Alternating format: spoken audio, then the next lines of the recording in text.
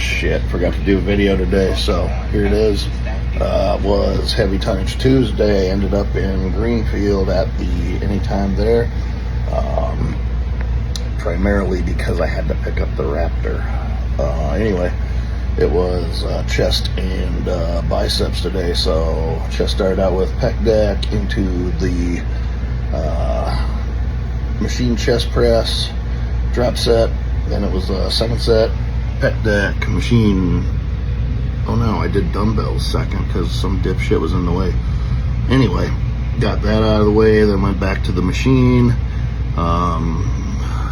drop setted it, and then finished at the pec deck. And then the biceps were preacher curl machine into 15-degree incline curls for a drop set, 2 of those, and that was it because I had a tight schedule.